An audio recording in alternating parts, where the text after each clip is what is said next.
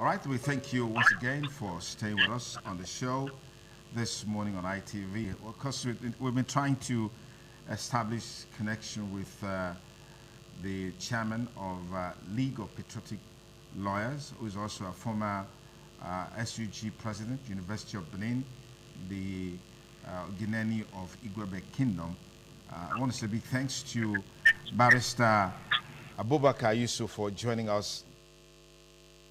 Thank you so much for joining us on the show. Thank you. Thank you. Thank you, Nancy, for having me. Okay, let's quickly tee off this conversation.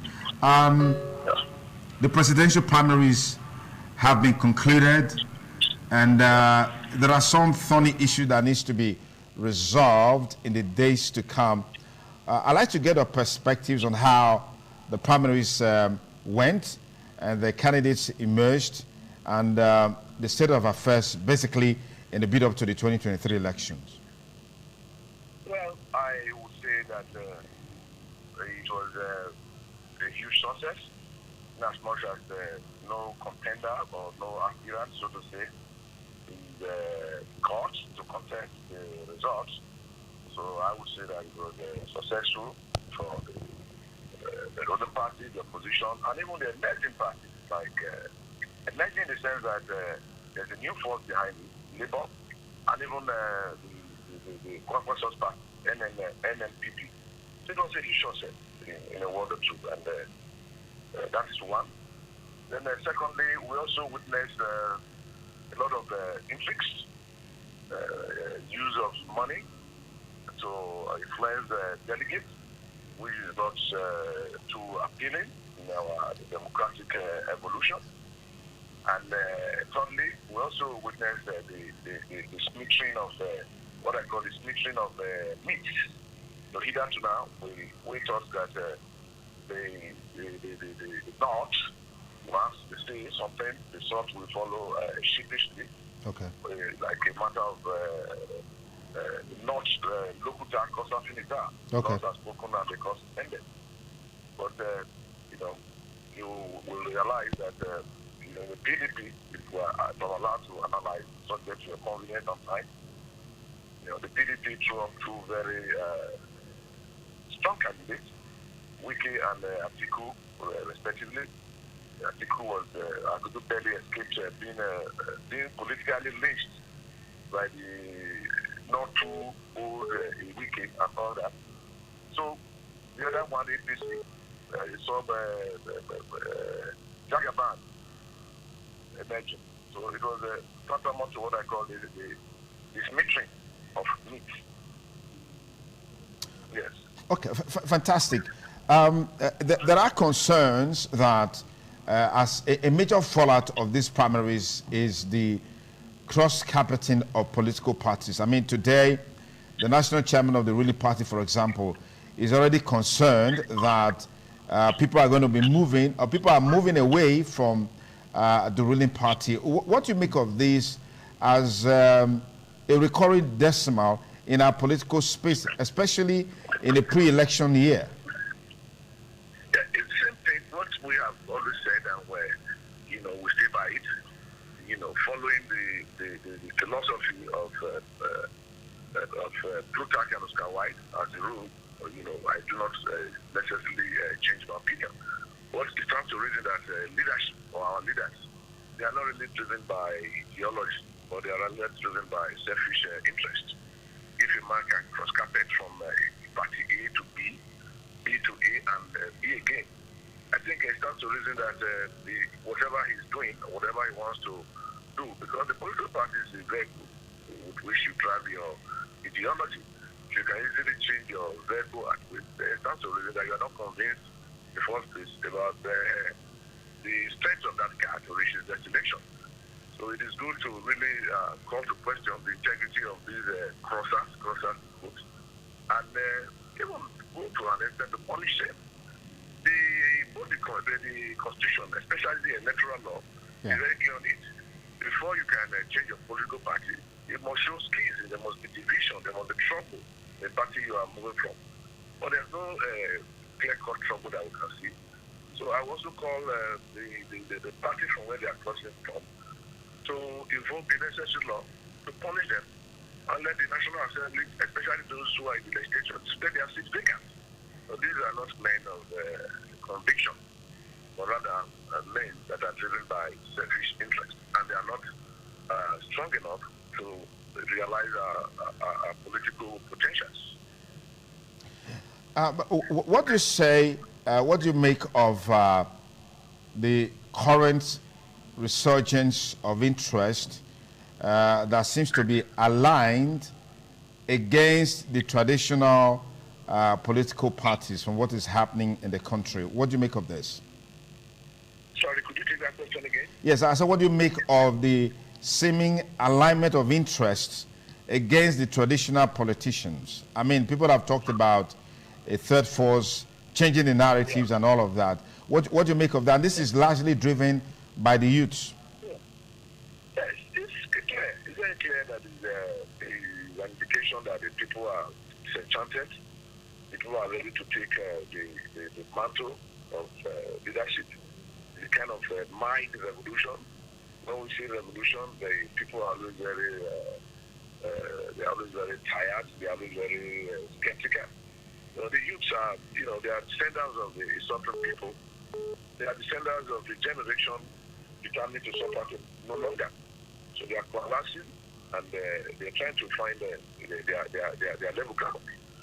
You discover that this largely is, being driven by the labor force, the labor party. Okay. And you will discover that the labor party is drawing from the well of both the PDP and the APC. The APC could be described as being a little to the left. That is the welfareist program, while the PDP is a little to the right, being a capitalist, for no better term. The PDP is under the leadership of Atiku, or the candidacy of Atiku, while the APC is under the leadership of candidacy of Tinubu. So he is the Peter Obi, the power behind the Labour is drawing from both sides. That's why even the governor of Edo State, I watched him closely about 2 days ago, saying that this emerging force cannot be taken lightly. Because either to now, you discover that Tinubu, you cannot take that from him. The way he lives in Lagos has been very visionary. Lagos is like a model state to all and sundry. From before 1999, Lagos was not a rich state. We had this problem of asking for bitumen. Okay. In terms of Olagusoi and Irumawa, they couldn't provide the bitumen. But when Tinubu came as a governor, he was able to do all these things. And 500 million a month to about 45 billion. D2. Article 2 is heroic in the sense that he also injected this use of technocrats in government. People like Konji Waila, the L5, the Kadorante governor, and even to an extent, Ribadi, well recruited in Article 2.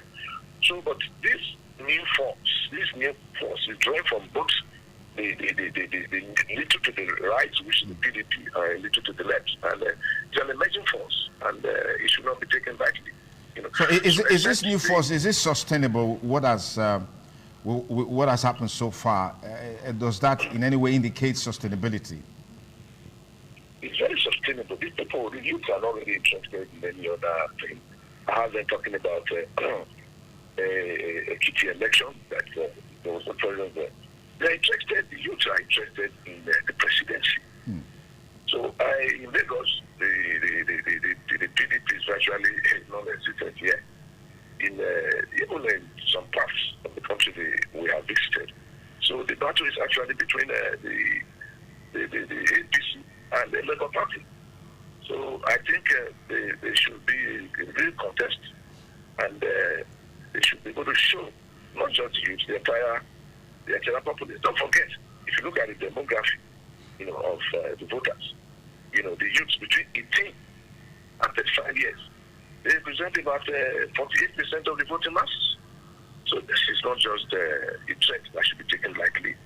I think the parties should come up very well, especially the APC should reassure the youth, because that's supposed to be the bastion of APC, being the welfarist party, being related to the left. Okay. And the PDP too should come up and show what they can really do. Otherwise, they'll be in for a shocker.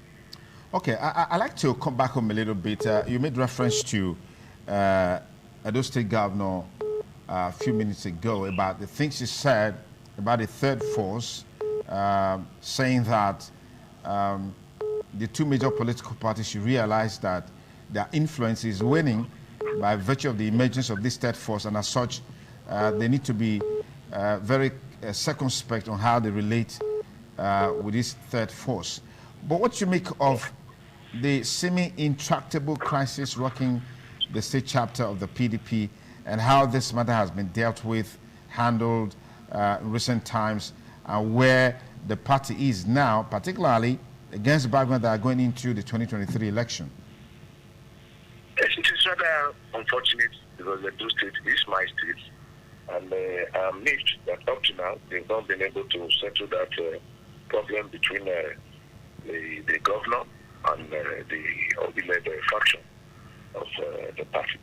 And if they go like this into 2023, one of two things might happen. Either the party will go into extinction, God forbid, or there will be disqualification. I think... Unfortunately, we lost Dr. Abubakar. I hope you'll be able to reconnect with us so we can strengthen this conversation and bring it to a logical conclusion, looking at some of the issues that are dominating the front burner in the build-up to the 2023 presidential election and general election. Dr. Abubakar, thank you again for reconnecting with us. Just go ahead from where you left off. Yeah.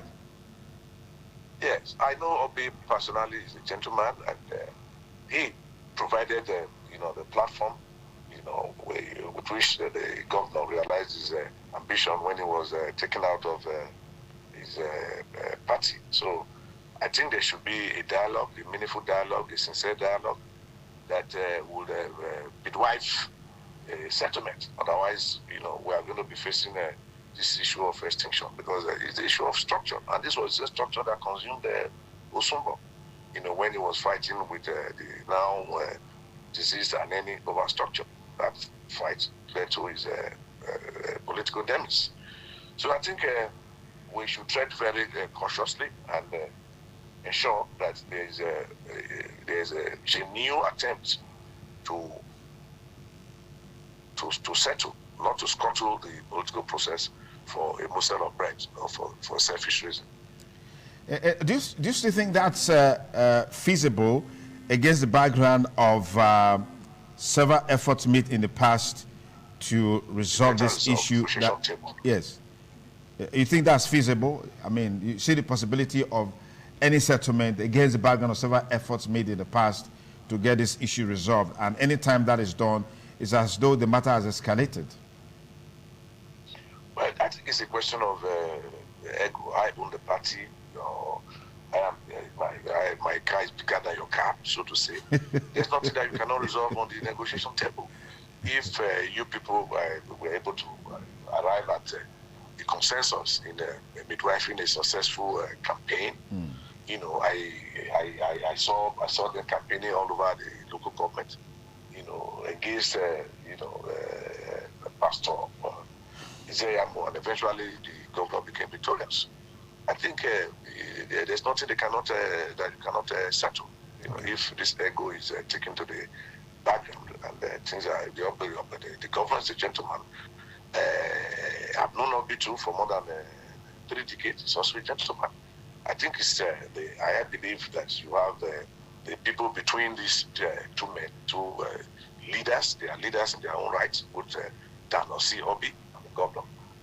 If there is genuine grounds to settle, I think it will not be difficult to do if we can keep our ego aside and let us ensure that the people lead on people's interest is paramount in whatever we are doing. Let's quickly come back to the presidential election, as it were. I'd like to get your thoughts on what should be the focal areas for conversation as we head towards the presidential election.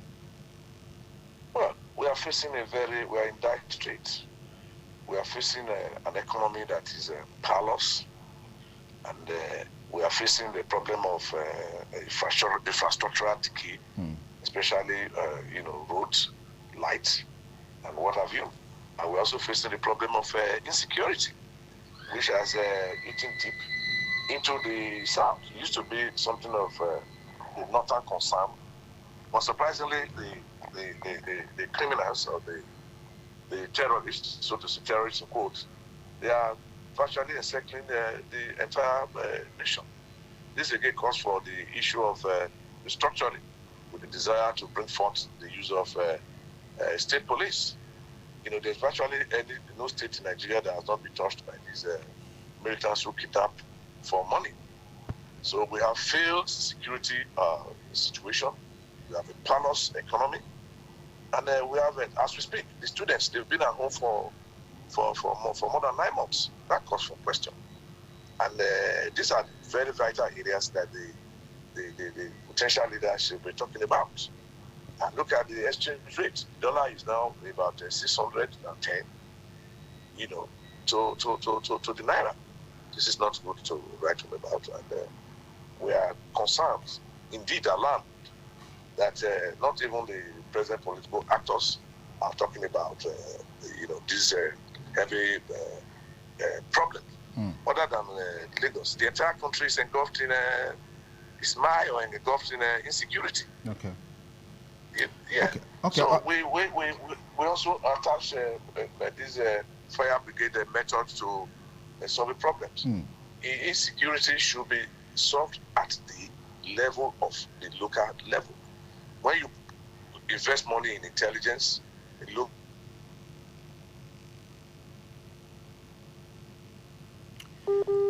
Okay, a bit of effects. Okay, let's quickly conclude this, Barrister Yusuf Abubakar. We heard that the Supreme Court justices wrote a letter to the Chief Justice of Nigeria, complaining about their welfare and all of that. Today, we also heard about the reaction coming from the Nigerian Bar Association under the leadership of Mr. Akpata. The Chief Judge, his office, the Chief Justice, his office has come out to say, look, the resources are not there. Are these guys just crying over nothing, or you think there's something more that could have been done to assuage their feelings, particularly now we're preparing for the 2023 elections? Well, I am a bit reluctant I'm a bit reluctant and even scandalized to discuss this very, quote, shameful outburst and even the response. The first place, I did not expect the Justice of the Supreme Court to go to town with the ostensibly verifiable, so to say, insufficiency in the apex courts.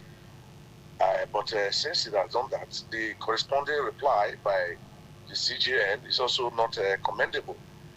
So I think as the highest court in the land, it is unbecoming. It is really shocking that the issue of paucity of funds should affect them. God forbid if they are not well motivated, because the grounds which they expose in that open letter to the CJN, they are very vital, they are crucial, they are worth looking at. Lack of vehicles, lack of legal assistance, the lack of continuing legal education, like visiting other countries to see how legal system operates in the client. Even things as basic as as internet is not available in their offices and homes, and some other multifarious situation. But I think it is it's too early to put the blame on the corridors or on the table of the CGM. I think an independent subtool, not open to the public, subtool committee should be set up to look into this accusation and let it be addressed. Otherwise, the other panacea is to ensure that if there's actually paucity of funds, maybe this is the right time to allow the Auditor General or even the ICPC to see the disbursement of those funds if they really get to their destination. Okay. So I think these are the things I would be recommending as Oputa will put it. The Supreme Court is it's the highest court of the land, and it's not the highest court because it's the highest court. So we should respect the grievances of the justices, and we should also wait and hear from the CJN or independent body that is set up to do it. Otherwise, we'll be washing our dirty linen in the public space, and it will not go well for the highest court in the land. It's a regrettable development, and I condemn it. I hope they will be able to find a level ground. All right, Barrister Abubakar, let me thank you very especially for availing us your time with us on the program. We hope next time we'll have better connectivity. We'll be able to do more on some of these issues. There's a whole lot to talk about moving into the 2023 election. Thank you so much, Dr. Abubakar Yusuf, Chairman, Patriotic League of Lawyers. We appreciate you. God bless you. Thank you so much, Mr. Bosun. Thank you. God bless you. Okay, we'll take a short break. Breakfast Sports is up, and then we'll be back to Quality Wrap on the show this lovely Thursday morning. Please stay with us.